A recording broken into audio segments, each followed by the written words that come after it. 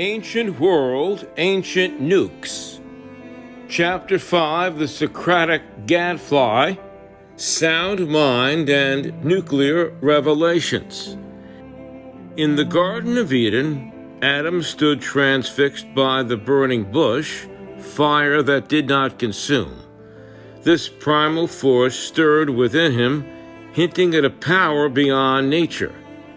Could this, in turn, be the path through which humanity might touch the divine?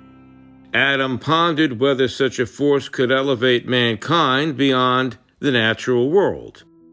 This same energy seemed to connect Eden to Egypt's golden age. With its towering pyramids, Egypt had tapped into a mysterious power, a force capable of ensuring their greatness. But with such power came danger, unpredictable and far beyond their control. Meanwhile, in Israel, King David, driven by conquest, saw the Ark of the Covenant not just as a sacred relic, but a vessel of creation and destruction. And the same fire that consumed Sodom and Gomorrah could now be wielded as a weapon, and David believed it could ensure Israel's dominance. Yet Solomon, his son, recognized the danger. The demons he commanded warned him of the devastation that awaited if the ark's power was unleashed. With Israel caught between conquest and caution, the connection between Eden, Egypt, and Israel grew clearer. Across time and space, these civilizations were bound by a force that transcended natural law. Their destinies intertwined in a cosmic dance that blurred the lines of time. Next in line is the Greek-speaking world, at the height of its culture and philosophic achievements, where the stage was set for a new era of contemplation and power. The sound of wind sweeping through the grand marble columns of an open courtyard carry throughout the area, and the distant hum of philosophical debate fills the air as the sound of swords clashing drifts in from the training grounds where warriors practice. In the ancient Greek-speaking world where thought and power intertwine, the great philosophers gather to debate the mysteries of existence while warriors sharpen their swords preparing for conquest. This is an age of reason, but also an age of ambition where the pursuit of knowledge and power may collide. The scene transitions directly to a lively discussion between philosophers seated under the open sky. The sound of scrolls being unrolled, the soft murmur of intellectual debate fills the air. One of the thinkers is Socrates, a philosopher at large, a self-described gadfly that seeks to challenge the assumptions and knowledge of those who thought themselves worthy of these discussions. And he is engaged in a dialogue with one of his prized pupils, Plato. Socrates is a rugged older man with a stocky build, his face lined with the marks of deep thought and many years of teaching. He wears a simple tunic embodying his disdain for material wealth. His sharp eyes radiate curiosity and wisdom, though his unassuming appearance belies the sharpness of his intellect. Known for his method of questioning and dialogue, Socrates is the figure who challenges the very foundations of knowledge. He is in the course of one of these challenges as the scene opens, as he turns to Plato thoughtful and says, "Tell me, Plato, this notion of the atom, the smallest indivisible unit of all matter, do you think it truly exists, or is it just another concept born from our desire to distill the world into simpler forms?" Student, Plato, reflective, pauses for a moment, then answers, "The atom, Socrates, may be the key to understanding the very nature of reality. Unlike the divine gifts of the Hebrews or the ancient forces wielded by Egypt, the atom in our world is a building block, a physical structure at the heart of everything. The Greeks, I believe, seek truth in the very fabric of existence, not merely the forms beyond it. And Socrates, with a grin, answers, "Ah, yes, the search for the structure beneath the surface. Practical, perhaps, yet still elusive, no? Does it not fascinate you that while we seek to understand the smallest particles of the world, others see these forces as gifts from the gods?" The exchange introduces the Greek way of looking at things, contrasting it with the more mystical views of Egypt and the Hebrews, and it sets up a discussion of Plato and his relationship with Socrates, while also pointing to the philosophical depth beyond Greek inquiry. Plato is younger and more refined in appearance than his mentor Socrates. He is tall, with a graceful posture. His robe is finely woven, indicating his status and education. His youthful face carries the intensity of a philosopher, constantly searching for truth. Plato's sharp mind is filled with ideas that blend with his master's teachings, and also with his own burgeoning thoughts on the nature of reality, truth, and the ideal forms. The discussion unfolds in a vibrant terrace garden in the heart of the Greek world. The air is warm and sunlight filters through lush greenery, casting dappled shadows on the stone floor. Socrates and Plato stand near a row of classical pillars, the majestic architecture of the Greek world framing their intense discourse. The columns rise high, symbols of strength and balance, while statues of Greek deities watch silently from the edges of the garden. Around them, the terrace garden is alive with subtle beauty. Vines twist around marble statues, and the scent of herbs and flowers drifts gently through the air. The sounds of distant voices and the hum of the city activity is still faintly recognizable, but the two philosophers remain absorbed in their exchange, standing amidst the timeless splendor of the ancient Greek world, discussing the very nature of reality itself. Socrates takes a pivot in their discussion. Knowledge leads us to enlightenment, but knowledge without restraint leads only to chaos. So we must ask ourselves not what we can achieve, but what we should achieve. And Plato agrees. You are right, Socrates. Power must be tempered with wisdom. For what good is knowledge if used only to dominate others? The true measure of a civilization is its ability to master just not the world, but itself. Footsteps approach as a warrior fresh from the training grounds interrupts the debate.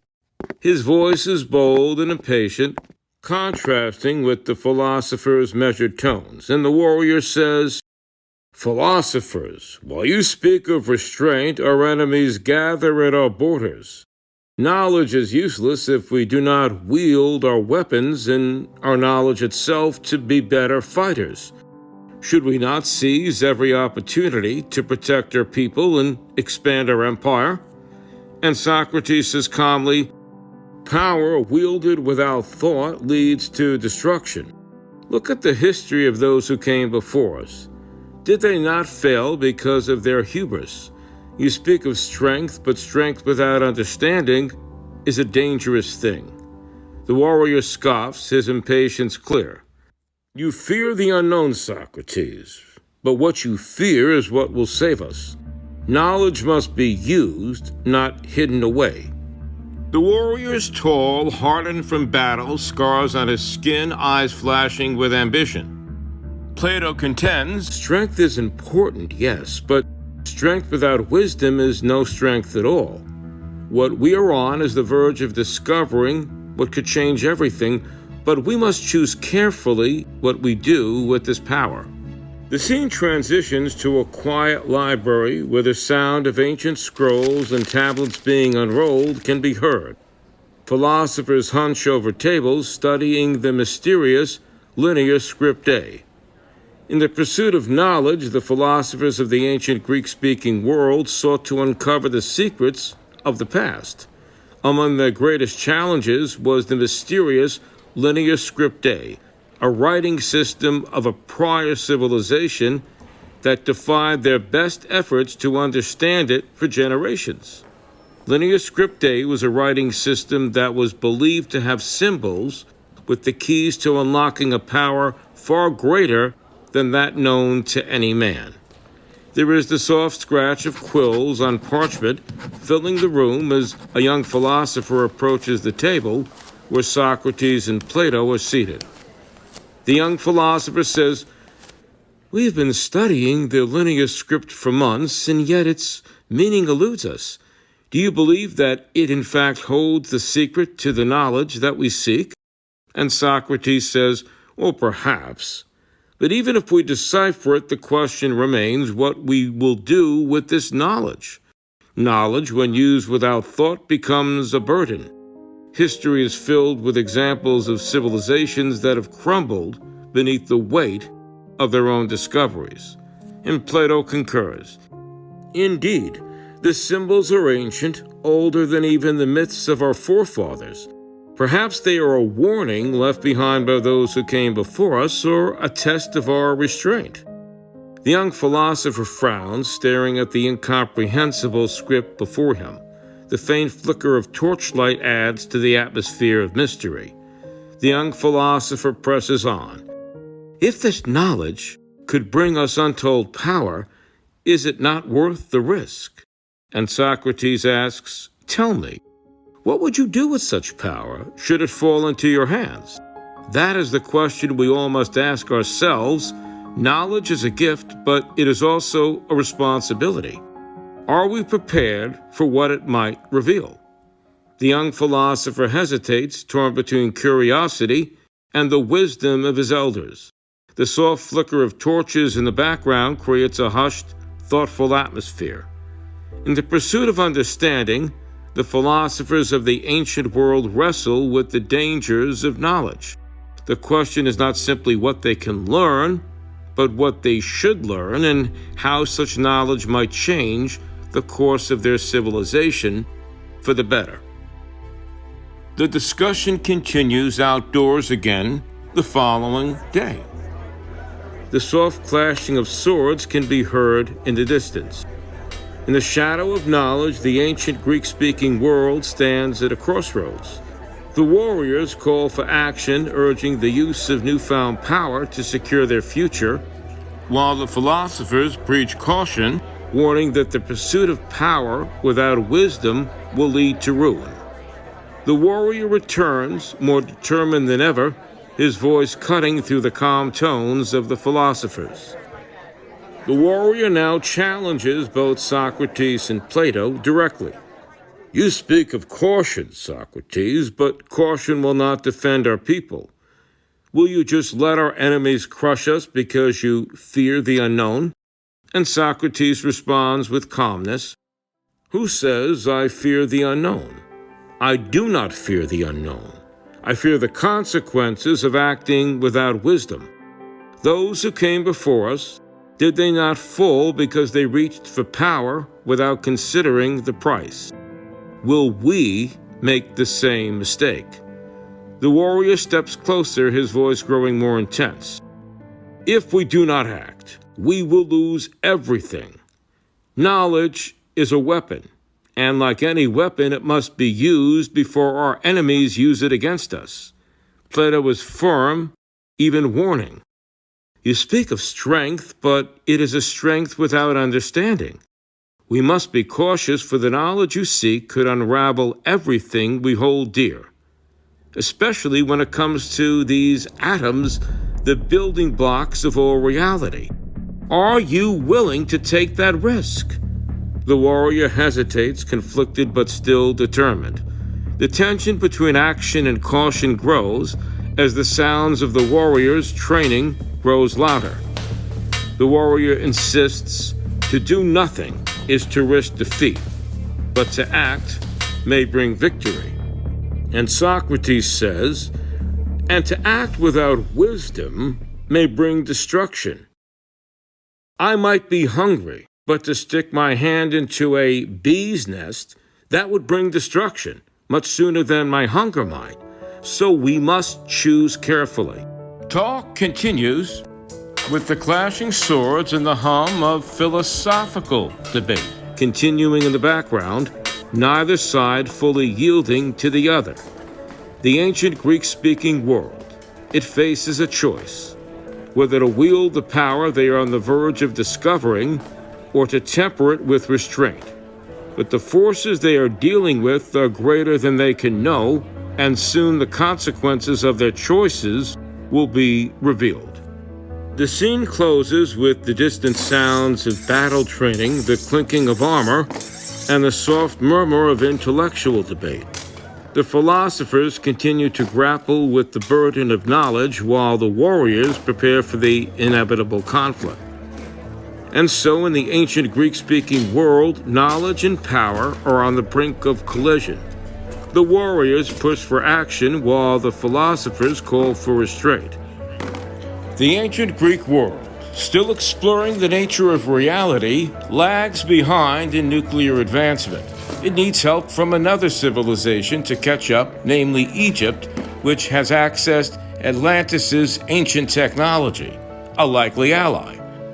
However, such an alliance would force the ancient Greek world to use any developed weapons, as it now would owe Egypt for weapons and for weapons support, and would have to contribute as an ally if Egypt became involved in a nuclear exchange. Meanwhile, the warrior class in the ancient Greek-speaking world is driven beyond its usual fervor, seeking to perfect the atom as a weapon. Socrates and Plato wonder, is it mere instinct for power or something greater at play, compelling this push for the use of the atom in an offensive way?